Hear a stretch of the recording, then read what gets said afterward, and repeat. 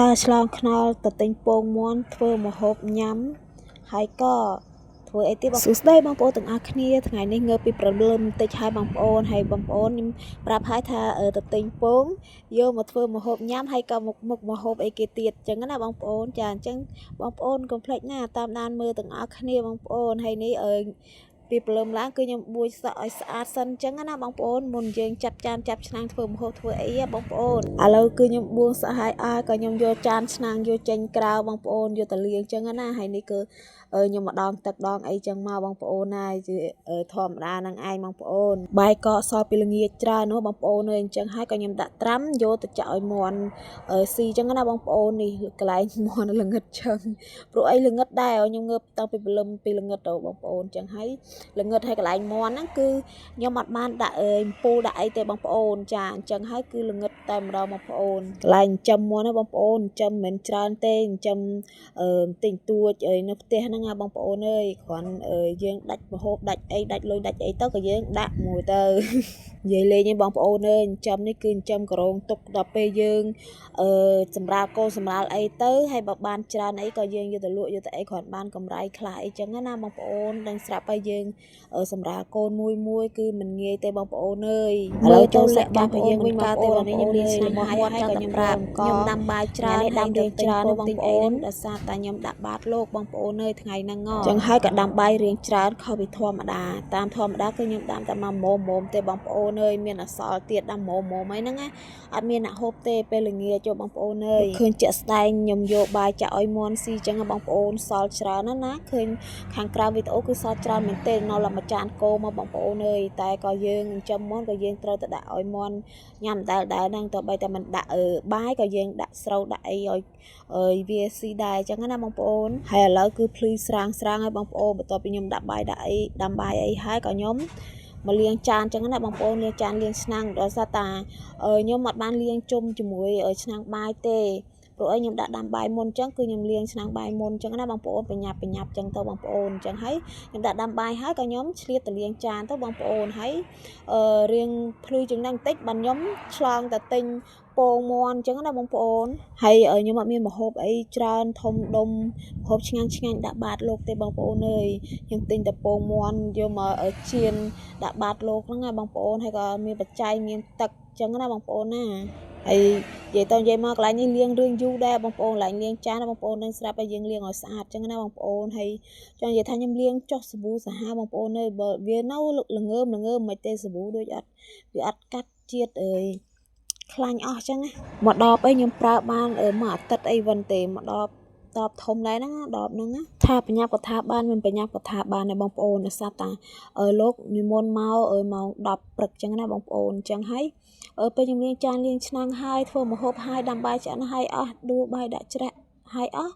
ក៏លោកអត់តមុនមកដែរចឹងណាបងប្អូនចាតែខ្ញុំនៅអង្គុយកាត់វីដេអូផុសធម្មតាអញ្ចឹងណាបងប្អូនអង្គុយចាំលោកមុនមកអីចឹងទៅបងប្អូនពេលលោកមុនមកយើងទៅតែម្ដងបងប្អូនចានៅនេះគេដាក់បែបមកក្រុមមកភូមិអញ្ចឹងណាបងប្អូនអ្នកណាមកក៏បានតែគាត់ថាលោកចាត់ឲ្យមកភូមិយកស្រាក់ឲ្យមកភូមិអញ្ចឹងណាវេនភូមិនេះភូមិនោះអីចឹងទៅបងប្អូនហើយលោករៀងច្រើនដែរហ្នឹងបងប្អូនអើយច្រើនអង្គដែរហើយលោកសតាលោកទូចមុំទេអត់សូវលោកអត់សូវមានចាស់ទេសង្ស័យតែគាត់មិនបាននិមន្តមកក៏មិនដឹងខ្ញុំអត់ដឹងដែរតែពេលមកយកចង្ហាន់គឺមានតែណេចឹងណាបងប្អូនហើយខ្ញុំតាំងពីចុះមកពីផ្ទះលេខ2មកបងប្អូនចូលជិត1ឆ្នាំហើយលោកទឹមតែយកច្រាក់ឲ្យដាក់បាតលោកទេតាមធម្មតាគឺគាត់អត់ដែលលោកអត់ដែលយកស្រាក់ឲ្យទេបងប្អូនហួសផ្ទះខ្ញុំរហូតនឹងបងប្អូនទៅថ្ងៃហ្នឹងលោកនិមន្តចូលផ្ទះយកស្រាក់ឲ្យដាក់បាតលោកចឹងដែរបងប្អូនសង្ស័យតែថ្ងៃហ្នឹងបុណ្យដល់បងប្អូន2-3ខែមុនបុណ្យអត់ដល់លោកចឹងហើយគឺលោកនិមន្តហួសផ្ទះរហូតហ្នឹងហើយលោកនិមន្តចែកហ្នឹងគឺមកផ្ទះគឺមានឲ្យ4ស្រាក់បងប្អូនចាអញ្ចឹងគឺខ្ញុំដាក់បាយ2ស្រាក់ដាក់ម្ហូប2ស្រាក់បងប្អូនក៏ពិតទៅថាទៅទិញម្ហូបបានមួយមុខទៀតបាន2មុខចឹងណាបងប្អូនតែគាត់ថាប្តីខ្ញុំក៏ធ្វើការម៉ោង7ក៏ចូលម៉ោង7កូនខ្ញុំចូលម៉ោង7កន្លះហើយគាត់ជូនកូនទៅរៀនអីផងក៏អត់បានទៅ ឥឡូវខានិយាយយូរបងប្អូនយូរឆ្នាំហើយដល់ពេលចឹងហើយផ្លេចខ្លះចឹងណាបងប្អូនហើយណាមួយខ្ញុំអាសាផ្លេចឲ្យបងប្អូនអើយខួរក្បាលអត់សូវល្អតែខ្ញុំនៅនេះនៅប៉ៃលិននេះបងប្អូនបើយើងអត់បានដាក់បាតលោកក៏លោកនិមន្តបិណ្ឌបាតពេលព្រឹកឡើងដែរបងប្អូនអញ្ចឹងគឺខ្ញុំភាគច្រើនគឺខ្ញុំដាក់ថវិកាអញ្ចឹងណាបងប្អូនចាចូលតាមសទ្ធាអញ្ចឹងទៅ1000 2000 3000តាមសទ្ធាអញ្ចឹងណាបងប្អូនអូយលោកនិមន្តបិណ្ឌបាតច្រើនណាពេលព្រឹកក៏បងប្អូនអើយត្រៀមតលុយចូលបច្ច័យចូលណាចូលបច្ច័យហ៎បងប្អូនផ្លេចអស់ទៀតហើយបងប្អូនអើយតែពេលខ្លះក៏ខ្ញុំដាក់ពេលខ្លះក៏អត់ចឹងណាបងប្អូនចាពេលខ្លះមកនិមន្តមកហ្នឹងគឺពេលអត់លុយបងប្អូនចាពេលមានលុយក៏ដាក់ពេលអត់លុយក៏អត់ចឹងណាបងប្អូនតាមយើងមានយើងអត់ដែរបងប្អូនហើយបើយើងមានក៏យើងដាក់តាមសទ្ធារបស់យើងទៅបងប្អូនហើយនេះខ្ញុំលាងចានហើយបងប្អូននិយាយខ្ញុំនិយាយប្រឡប់chứតាកន្លែងលាងចានវាយូរពេកខ្ញុំសាដែរតែសាអត់អស់លាងហើយក៏យើងយកមកដាក់ផ្កាប់ឲ្យស្រស់ទឹកស្រស់អីចឹងណាបងប្អូននេះចានឆ្នាំងតែប៉ុណ្្នឹងឯងបងប្អូនព្រោះអីអើយតា3នាក់អូកូនទេបងប្អូនអើយអត់មានសមាជិកអីច្រើនទេបងប្អូនអញ្ចឹងហើយក៏ចានឆ្នាំងក៏មិនបបោហូហៀអីណាស់ដែរហើយក៏មិនពេលយើងលាងទៅក៏មិនច្រើនអីណាស់ណាដែរបងប្អូនមកល្មមលាងចានលាងឆ្នាំងហើយបាយពុះម៉ោមហើយយើងជាត់បាយយកផ្ងំហើយអីហើយក៏ចាប់ផ្ដើមកាន់បោសទៀតបងប្អូនអើយព្រលឹមឡើងក៏តែប៉ុណ្្នឹងឯងបងប្អូនបោសផ្ទះបោសអីហ្នឹងឯងបងប្អូនអើយបោសឆ្លឹកឈើហើយក៏មានថង់មីថង់អីហើមកពីអ្នកជិតខាងខ្លះអីខ្លះចឹងណាបងប្អូនខ្ញុំទៅផ្ទះខ្ញុំបោសរាល់ថ្ងៃហ្នឹងបងប្អូនអើយតែនៅតែមានបងប្អូនបើមិនឆ្លឹកខ្នោទេក៏ថង់ហើពេលខ្យល់មកថង់ហើចូលផ្ទះចូលអីចឹងទៅក៏ព្រលឹមឡើងក៏យើងចាប់ផ្ដើមបោសសាថ្មីទៀតដែរបងប្អូនអើយធ្វើតែឯងអីតែឯងហ្នឹងឯងកូនហើយប្តីអត់ទាន់ងើបទេបងប្អូនអើយហើយចិត្តដល់ម៉ោងកូនទៅរៀនហើយកូនក៏មិនទាន់ងើបមិនទាន់បានញ៉ាំបាយញ៉ាំទឹកអីទេដល់ខ្ញុំបោសផ្ទះហើយអីហើយដើរទៅដាស់បានងើបទាំងឪទាំងកូនគេហ្នឹងតែចាប់ពីកូនចូលរៀនមកបងប្អូនអើយមិនបាច់ចាំថាដាក់បាតលោកអីទេគឺដឹងតែងើបពីព្រលឹមហើយបងប្អូនព្រោះអីយើងធ្វើម្ហូបធ្វើអីដាក់ដាំបាយដាំអីបញ្ចុកបាយកូនឲ្យកូនទៅរៀនចឹងណាបងប្អូនចាព្រោះអីកូនខ្ញុំក៏រៀនពេលព្រឹកចឹងទៅហើយគាត់នៅតូចពេកគាត់អត់ទាន់គ្រប់អាយុ3ឆ្នាំទេអញ្ចឹងហើយគាត់អត់ដឹងថាទៅទិញញ៉ាំមិនអីមិនចាយលុយមិនអីមិនទេបងប្អូនខ្ញុំទៅយាមគាត់បាន3ថ្ងៃដែរបងប្អូនអើយហើយគាត់ប៉ិនធ្វើទុកពេកគាត់អាងម៉ែចឹងណាហើយគាត់តោងក៏គូតយើងតោងជើងយើងរហូតហ្មងគាត់អត់ទៅណាសោះហ្មងបងប្អូនចាទៅសាលាហ្នឹងណាដល់ពេលខ្ញុំមើលទៅដូចថាអត់កើតក៏ខ្ញុំដាច់ចិត្តថាផ្ញើគ្រូចឹងណាបងប្អូនផ្ញើគ្រូទៅក៏ឥឡូវទៅរៀនខ្លួនឯងទៅនៅម្នាក់ឯងគឺបាន3ថ្ងៃហើយបងប្អូនអើយទៅចូលរៀនដែរហ្នឹងបងប្អូនបាន5 6ថ្ងៃនេះឯងបងប្អូនតែក្មេងៗដឹងស្រាប់ហើយបងប្អូនគាត់ពេលគាត់ចេញលេងអីវិញគឺគាត់ដឹងបលែងគ្នាគាត់វាយគ្នាគាត់បលែងគ្នាអញ្ចឹងណាបងប្អូនដល់ពេលបលែងចាប់បលែងឡើងអញ្ចឹងធម្មតាតែបលែងច្រើនលេងច្រើនគឺត្រូវច្រើនហើយបងប្អូនអើយមកវិញដាច់ដៃដាច់ជើងអស់ហើយបងប្អូនអើយហើយកូនខ្ញុំក៏គាត់លពឹសដែរអញ្ចឹងណាបងប្អូនតែលពឹសតែគាត់អត់ទៅមានកម្លាំងទេកម្លាំងគាត់រៀងខ្សោយដែរទេបើគេខ្លាំងគឺគាត់ខ្សោយដែរទេបងប្អូនអើយតែគេដាក់ម្ដាយមកអង្គុយយំនៅនឹងឯងអត់ហ៊ានធ្វើអីគេកើតទេគេតែយំនឹងឯងបងប្អូនអើយហើយនេះនិយាយទៅនិយាយមកបោះអត់តន់ហើយទេមកកវល់ទៅនឹងបងប្អូនស្លឹកឈើហើយវាឆ្លងចាស់ឆ្លងឡើងរហូតដល់បងប្អូនវាមិនវាលឲ្យយើងបោះបានហើយស្មើហើយបងប្អូនយើងខ្វៀទៅនេះតិចខ្វៀទៅនោះតិចចឹងណាបងប្អូនដើម7ខ្ញុំពីថ្ងៃមុនណាបងប្អូនសុទ្ធតែត្រួយពេញដើមតែម្ដងហើយដើមរៀងធំគួរសមដែរបងប្អូនហើយយកត្រួយខ្ចីញ៉ាញ់តែម្ដងខ្ញុំពេលហ្នឹងអត់ដឹងថាធ្វើអីញ៉ាំទេបងប្អូនអើយតែហើយឥឡូវចាស់អស់ហើយបងប្អូនអើយយើងអត់ដឹងថាធ្វើអីញ៉ាំណាបងប្អូនហើយនេះបោះទៅបោះមកនៅមុខបន្ទប់ទឹកទៀតហើយកន្លែងត្រើងកន្លែងនោះគឺខ្ញុំដាំបន្លែបងប្អូនខ្ញុំដាំឲ្យស្ដេចគូហើយនឹងត្រសក់ហើយមានអានងហើយក៏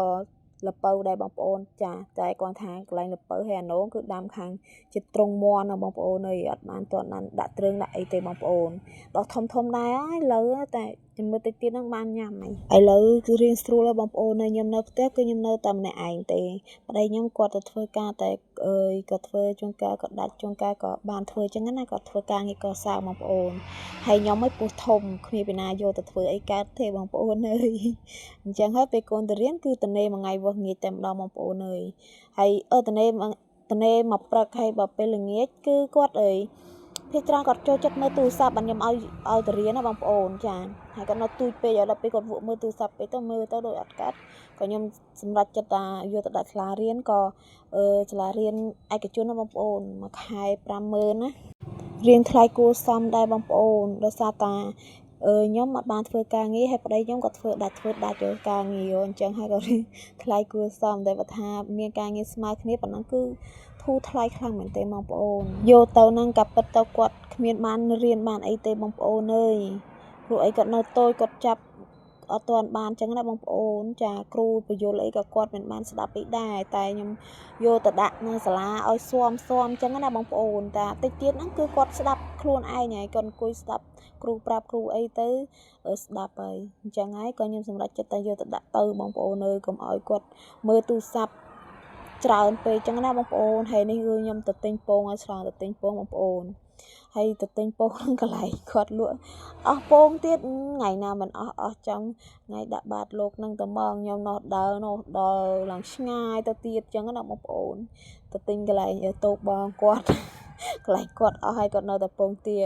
ហើយពងទាហ្នឹងនៅប្រហែល4-5គ្រាប់ហ្នឹងគាត់ថាគាត់ជៀនដាក់បាតលោកដែរចាប់មុំជិះដើរទៅទៀតអីចឹងទៅទិញផ្ទះកន្លែងផ្ទះបងគាត់ម្ដងហើយក៏ឈោមមើលទូរស័ព្ទខ្ញុំមកបងប្អូនខ្ញុំថតទៅចំផ្ទះគាត់ដល់ពេលចឹងទៅឃើញចេញភ្លើងចឹងគាត់មើលមកផ្ទះខ្ញុំគាត់ញ៉ាំទឹកបដាគាត់មើលមកផ្ទះខ្ញុំបដាគាត់ឃើញខ្ញុំថតបងប្អូនលើកទី1ទេបងប្អូនអើយខ្ញុំថតដាក់ YouTube នេះបងប្អូនដោយសារតាខ្ញុំអត់សូវចេះថតកាមេរ៉ាប្តីទេបងប្អូនខ្ញុំអត់ទាន់មើលឃើញអត់ខ្ញុំតាំងកាមេរ៉ាទូរស័ព្ទអីគឺនៅជាប់តុកជាប់អីពេញអាហ្នឹងឯងវាអត់ស្អាតដូចយើងដាក់បញ្ឈរខ្ញុំស្ទាត់ខាងបញ្ឈរជាងអញ្ចឹងណាបងប្អូនដល់ពេលប្តេកពិបាកខ្ញុំពិបាកតាំងមែនទេបងប្អូនអើយតែយើងមានដងកាមេរ៉ាដល់ពេលយើងអត់មានដងកាមេរ៉ាទៅដាក់កលនេះកលនោះទៅឃើញខាងក្រោមផងឃើញនេះផងពេញអាវាលអត់ស្អាតទេបងប្អូនហើយតែគាត់ថាខ្ញុំធម្មតាតែយើងមិនរៀនមិនធ្វើគឺយើងអត់ចេះអត់ដឹងទេបងប្អូនហើយនឹងលើកទី1បងប្អូនអើយកុំប្រកែកុំប្រកាន់ណាបងប្អូនបើសិនតែមើលទៅវាអត់ smooth វាអត់ស្អាតវាទៅនេះទៅនោះចឹងណាបងប្អូនតែសាតែលើកទី1ទេខ្ញុំថតកាមេរ៉ាផ្ដេកនេះបងប្អូនអើយភាគច្រើនគឺខ្ញុំថតតែកាមេរ៉ាបញ្ឈរទេហ្នឹងហើយខ្ញុំថតដាក់Facebook កាត់ដាក់ Facebook អីចឹងណាបងប្អូនហើយនេះខ្ញុំចង់ធ្វើ YouTube តែដល់ពេលហើយក៏ខ្ញុំមិនថតថតផ្ដេកអូបបាក់វេទនាបងប្អូនអើយតាំងទ្រាំមកប៉ុណ្ណឹងហើយតាំងអត់ត្រូវទេអូខ្ញុំឆ្ងល់ខ្លួនឯងចេះថតចេះអីប៉ុណ្ណឹងគួរសមដែរតែដល់ពេល